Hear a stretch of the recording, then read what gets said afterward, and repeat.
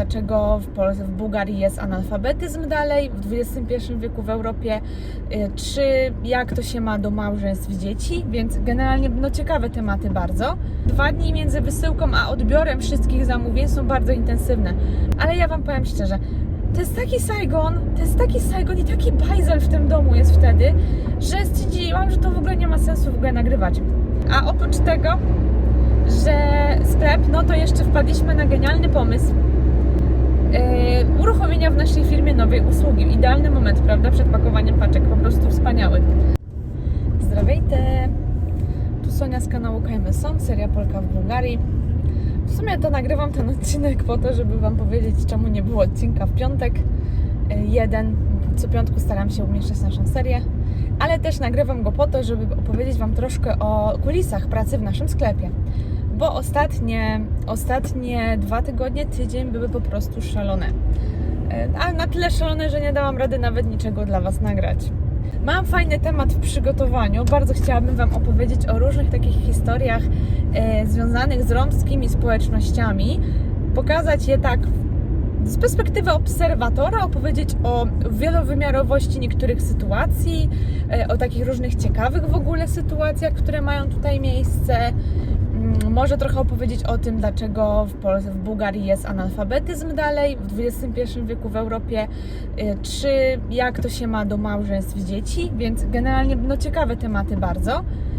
Tylko tak jeszcze muszę to ująć, muszę się zastanowić, jak o tym opowiedzieć, bo nie chciałabym żadnych prywatnych spraw moich znajomych w jakiś sposób wyciągać. Chciałam bardziej opowiedzieć o jakichś sytuacjach, żeby pokazać pewne zależności kulturowe, czy żeby pokazać jakieś cechy też mentalności i kultury, bardziej w takim kierunku. Czy obiektywnym? No trochę tak, bo ja jestem z boku obserwatorem, więc trochę takim obiektywnym stopniu, pokazując różne aspekty danej sytuacji, czy danego zjawiska. To bym chciała o tym opowiedzieć, ale tak jak mówię, jest to w przygotowaniu, cały czas gdzieś tam układam sobie to w głowie, jak to ująć. Więc może ten projekt historii z romskiej dzielnicy, może on ujrzy światło dzienne. Mam nadzieję, że tak. Dajcie znać w komentarzu, czy chcielibyście takiej treści, czy chcielibyście zobaczyć też takie treści. A tymczasem właśnie chciałam Wam troszkę opowiedzieć o kulisach naszego sklepu. Ci, co kupują w sklepie, fajnie jak się dowiedzą też troszkę, jak to powstaje.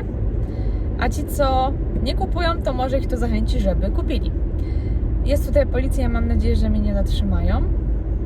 Na szczęście byli zajęci innym samochodem. My generalnie mamy tutaj bardzo dużo policji, bo w naszej małym miasteczku i w miasteczku obok, które jest tylko trochę większe, są posterunki policji i tu i tu. I po prostu jest tu dużo policji. Wszędzie stoją sobie, łapią nowe kontrole.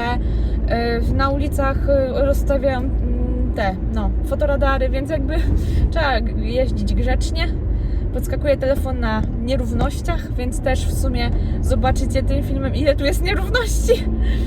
Ale nie, to w aucie się aż tak tego nie czuję, bo jednak ten wysięgnik z telefonu no nie ma stabilizacji. Telefon sam w sobie też, bo to jest starszy iPhone, więc jakby troszkę bardziej to czuć na nagraniu niż w rzeczywistości.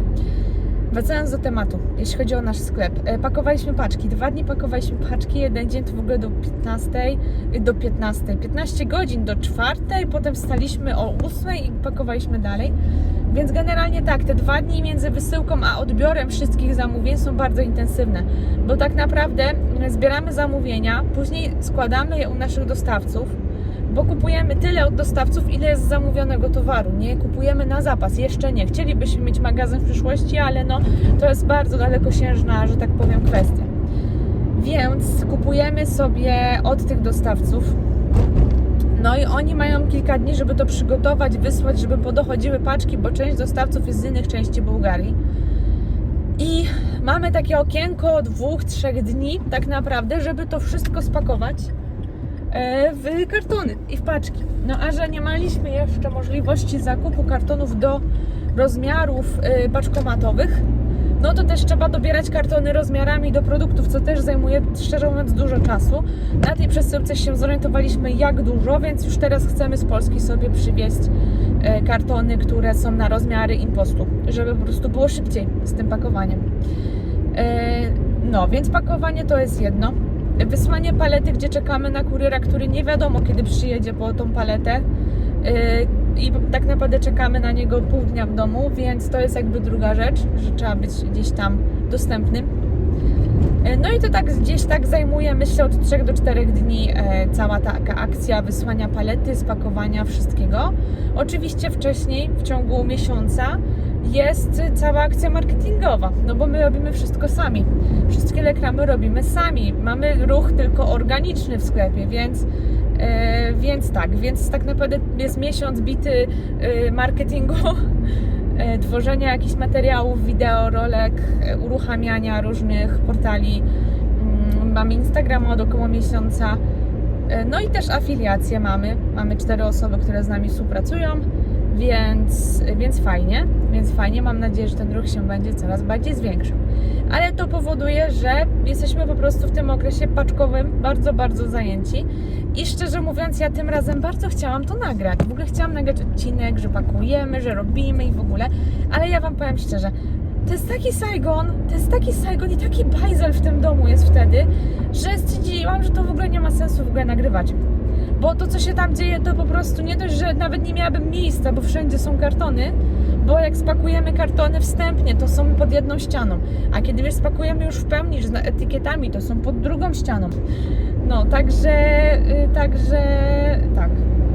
Także byliśmy mega zajęci i nie udało się w zasadzie nic nagrać. Planowaliśmy zrobić super backstage pakowania, poustawiać na statywie telefon.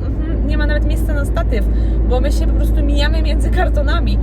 Nasz pies to po prostu nie ma nawet gdzie chodzić i siedzi w sypialni albo w salonie, bo po prostu to jest Saigon, więc niestety nie, ale może kiedyś się uda.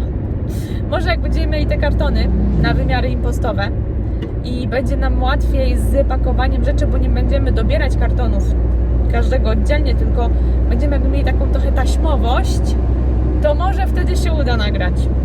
No, byłoby miło, gdyby się udało.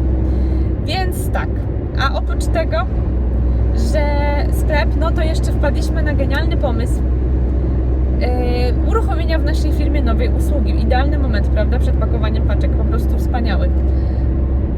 Wymyśliliśmy sobie, że w sumie znamy języki, bo znamy bułgarski już dosyć dobrze, bo znamy, a ja też mam takie zlecenie teraz, że współpracuję z biurem nieruchomości, jednym załatwiam im tu pewne sprawy właśnie po bułgarsku. Więc stwierdziliśmy, mamy możliwości mówienia po bułgarsku, dosyć dobrze mówimy, lecimy z tematem, wymyślamy sobie nową usługę, że będziemy takimi tłumaczami, pośrednikami pomiędzy polskimi i bułgarskimi firmami w komunikacji. No i super, wrzuciliśmy ogłoszenie takie tak naprawdę, szczerze mówiąc, byle jakie na Facebooka, tylko żeby sprawdzić, czy po prostu ktoś się tym zainteresuje. I na Alixa jedno. No i od razu były 3-4 osoby, które zaczęły do nas pisać. Więc w tym całym ferworze walki z paczkowanymi paletami, z paczkami, z paletą i z paczkami, zaczęliśmy jeszcze odpisywać na te wiadomości od tych ludzi, próbować im też wyceniać te usługi, no bo wiadomo, to jest początek, więc jeszcze sami nie do końca wiemy, jak to robić, żeby to było dla nas opłacalne, ale też przystępne cenowo dla klientów. I po prostu do tego wszystkiego jeszcze to, więc generalnie to był masakra i Saigon. I stwierdziliśmy, Jarek stwierdził, że tą usługę to my nie możemy teraz uruchamiać, bo nie mamy na nią czasu. I to jest prawda, nie mamy na nią czasu, ale bardziej to było takie dla sprawdzenia zainteresowania. I okazało się, że jakieś zainteresowanie ludzie przejawili. Więc plan jest taki, żeby takie usługi tłumaczeniowe, wsparcie komunikacyjne też wprowadzić. Bo lubimy to robić. Ja lubię też, ogólnie ja lubię być tłumaczem, bo ja też byłam tłumaczem jak była wojna z Ukrainą, w sensie dalej jest wojna, ale kiedy pomagaliśmy uchodźcom w Polsce, byłam wtedy tłumaczem rosyjsko-polskim, zdarzało mi się być tłumaczem angielsko-polskim, no i teraz jestem tak naprawdę tłumaczem bułgarsko-polskim. Więc jakby mi się podoba bycie tłumaczem, takim symultanicznym tłumaczem, spoko, naprawdę dokumentów to mi się nie chce tłumaczyć, pisać sam, ale takim tłumaczem na żywo jak najbardziej, więc ogólnie lubię takie coś. Jarek też był kiedyś trochę tłumaczem, bardziej rosyjsko-polskim no i stwierdziliśmy, że to jest fajna rzecz, w którą można pójść i też gdzieś tam, no taka ciekawa w ogóle sprawa i taka też może różnorodna praca, no bo będą różne te firmy, różne te usługi, różne te tematy do tłumaczenia, czy w ogóle tematy do załatwienia. I plan jest taki, żeby ta usługa się pojawiła w przyszłości. Mamy nadzieję, że się to uda. Zobaczymy kiedy i zobaczymy w jakim zakresie, ale byłoby fajnie, więc generalnie mamy to z tyłu głowy, też takie troszkę przygotowania pod tym kątem. Jarek już tam zaczął stronkę wstawiać w Canwie, coś tam już wiecie, jakieś pomysły na sesje zdjęciowe do tej stronki i tak dalej, więc coś tam gdzieś tam się będzie w tle działo, jeśli chodzi o tą usługę. I jak ją uruchomimy, no to zapewne pojawi się ta informacja w naszym Linktree, które jest dopięte do każdego filmu i do opisu naszego kanału, gdzie są wszystkie linki potrzebne i do sklepu, i do naszych innych social mediów, i do wszystkiego. Także zapraszam, żeby sobie na ten link wchodzić i sobie po prostu patrzeć, co tam się nowego pojawia. Tak, i jeśli macie jakąś firmę, która by chciała coś w Bułgarii robić, potrzebowalibyście tłumacza, no to dajcie znać. Można też się odzywać na tego maila, który jest w opisie zawsze odcinka, więc albo można sobie z Linktree ściągnąć dane kontaktowe w temacie, który Was interesuje, bo w Linktree będzie to tematami rzutu sklep, tu na przykład ta usługa nowa, kiedy ją uruchomimy, a jeśli chodzi o ten taki podany na dole w opisie, no to jest taki ogólny mail, więc też można się jak najbardziej kontaktować. Tymczasem zapraszam Was, póki czekacie na kolejne odcinki Polki z Bułgarii, które nie wiem kiedy się pojawią, bo jest naprawdę Saigon. Zapraszam Was do poprzednich odcinków Polki z Bułgarii, na przykład do odcinka na temat hejtu. To był dosyć moim zdaniem ciekawy odcinek, który też trochę mówił o moim gdzieś tam podejściu do wielu spraw, ale też jest właśnie odcinek na temat naszego sklepu, który bardziej pokazuje, co my sprzedajemy i jaką mamy ideę w tworzeniu tego sklepu, więc jeśli interesuje Was temat sklepu, no to jak najbardziej zapraszam Was do tamtego odcinka. Będą obydwa odcinki na ekranie końcowym, można sobie wybrać, który Wam się bardziej podoba. Tymczasem dojeżdżam powoli do mojego miejsca przeznaczenia, żegnam się i miłego dnia. Ciao!